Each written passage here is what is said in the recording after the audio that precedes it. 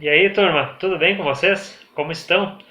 Na aula de hoje, no vídeo de hoje, nós vamos dar continuidade ao assunto dos instrumentos musicais, né, das famílias, e eu vou usar esse vídeo para fazer correções das pesquisas que vocês me entregaram e assim aqueles errinhos que eu vi que muita gente cometeu, então aqueles erros gerais assim, eu vou dar uma explicação melhor hoje sobre eles, né? E também esses trabalhos eu vou estar entregando. Quem me entregou na semana passada já, até quarta-feira eu estarei colocando no portal ali, em ocorrências, né? Quem fez o trabalho vai estar recebendo ele de volta com as correções. Eu destaquei em amarelo as correções, né?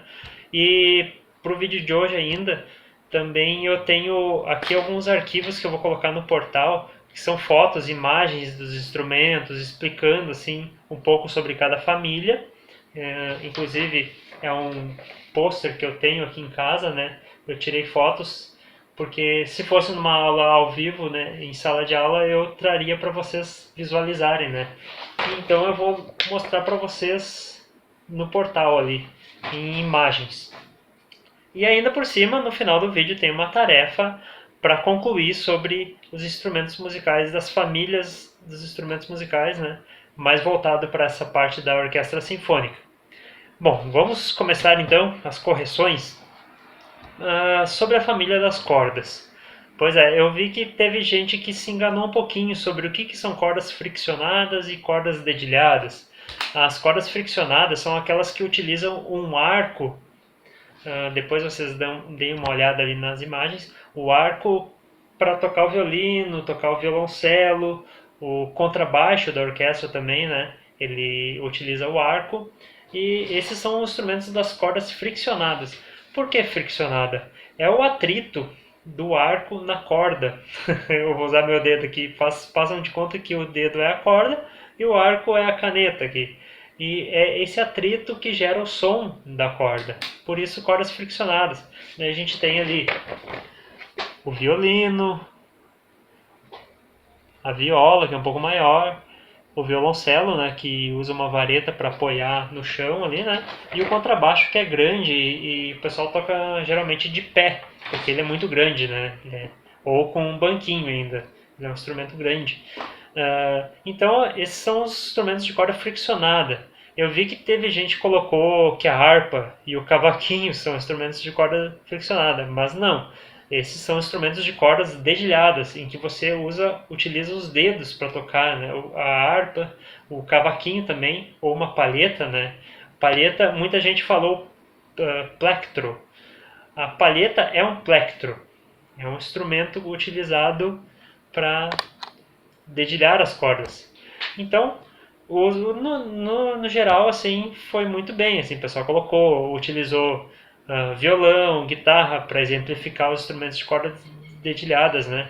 E outra coisa que eu vi o pessoal se confundiu, a lira. A lira também é um instrumento de corda dedilhada. Ele é da família das harpas, né? Ele é o primeiro instrumento que derivou a harpa mais tarde, né? Indo então, segunda parte, família dos sopros. Os sopros, a gente tem aquela divisão em madeiras e metais. As madeiras, não é que todos os instrumentos são feitos de madeira. Antigamente, lá, muitos anos atrás, todos os instrumentos eram feitos de madeira, por exemplo, a flauta, o clarinete, que antigamente tinha charamela, né, que é o ancestral do clarinete, o oboé, o fagote. Até não esqueçam, eu vou colocar depois os arquivos ali, a família das madeiras, né? E esses instrumentos, alguns são feitos de metal hoje. A flauta transversa é feita de metal. E o que designa que eles são instrumentos de metal, de madeira, desculpe, é a forma com que é tocada. Com exceção da flauta, tanto o oboé quanto o clarinete e o fagote, e o saxofone, que também é de madeira, da família das madeiras, eles utilizam um pedacinho de madeira que chamam de palheta, mas não é como a palheta da guitarra e do cavaquinho, mas tipo um disquete pequeno assim, de madeira, que você acopla no instrumento ali e é por ali que você produz o som. A flauta é um pouco diferente porque ela é menor, né? E você coloca a boca diretamente no instrumento e não numa palheta para produzir o som. E o som das madeiras ele é um pouquinho mais suave, ele é um pouco mais colorido.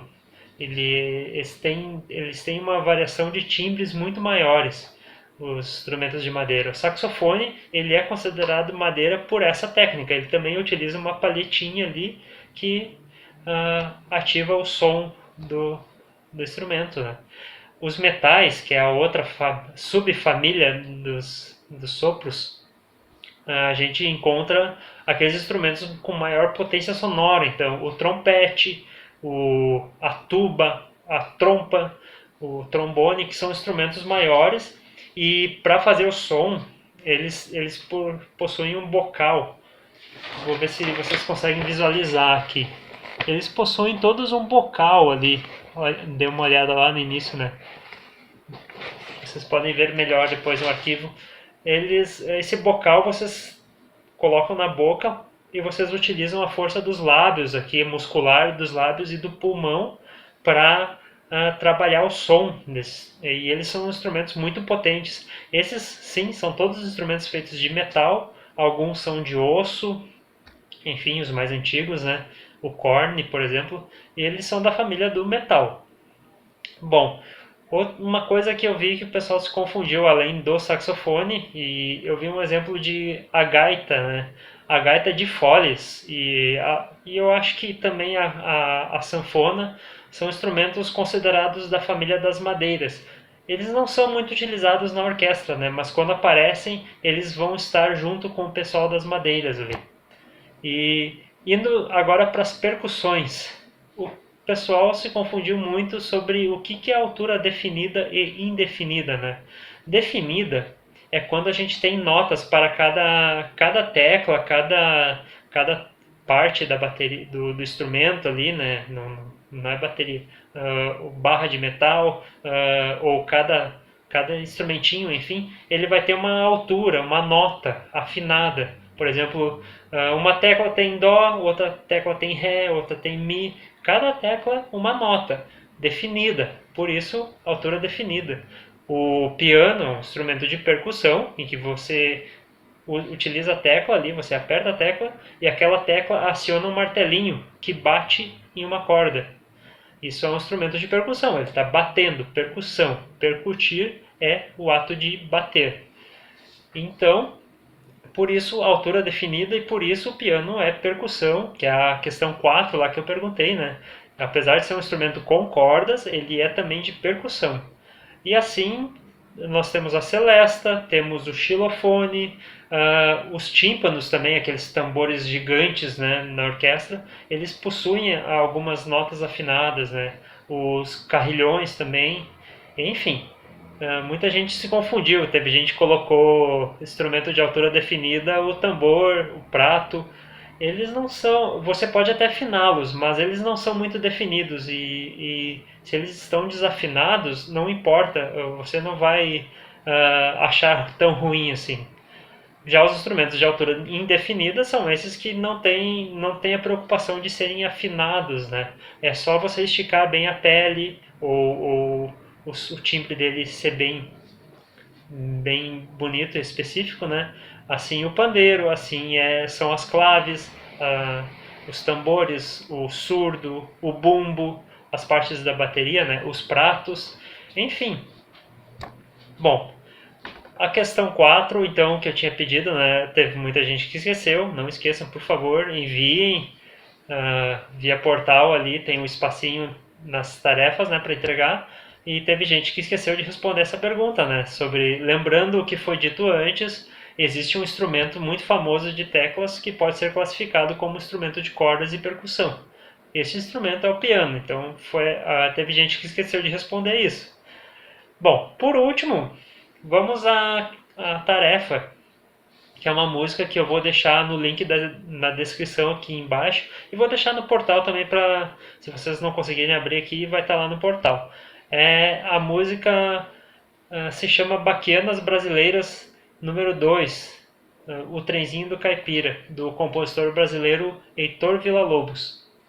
Nessa música ele utiliza a orquestra e eu quero que vocês escutem como a orquestra está tocando e, a pergunta que eu deixa eu ler aqui para não errar a pergunta. Quais os recursos sonoros, os instrumentos que a orquestra utiliza para imitar os sons de um trem? A música se chama O Trenzinho do Caipira, né? E a orquestra tenta imitar o trem de alguma maneira ali, para reforçar a ideia do trenzinho na música. Por último, na semana passada teve a tarefa da música Júpiter Mensageiro da Alegria, do Host. E eu perguntei sobre como é a orquestra, se ela está organizada ou não. E sim, a orquestra está organizada, né? A gente tem essas famílias dos instrumentos musicais separados por naipes. A gente tem o naipe das cordas, os violinos ali na frente. Eu vou mandar também um arquivo com a imagem desse esquema, né, da organização da orquestra. Você vai ver que as orquestras sempre colocam as cordas mais na frente, porque o som delas é um pouco mais baixo, né, não é tão potente, e colocam muito mais violinos e violoncelos para aguentar o corpo sonoro que os metais que estão atrás deles vão colocar, né? Então ali você tem os violinos, atrás você tem as madeiras, mais atrás das madeiras você tem os metais e no fundo a gente tem toda a família da percussão ali inclusa na orquestra. Bom, por hoje é isso. Toda a tarefa vai estar ali tanto aqui na descrição quanto no portal. E tenham uma boa semana, escutem a música ali do Trenzinho do Caipira, ela é muito legal, muito importante vocês conhecerem o repertório da música brasileira. E muito bem, é isso aí. Até mais, uma ótima semana, ótimos estudos, ótimos aprendizados e um grande abraço.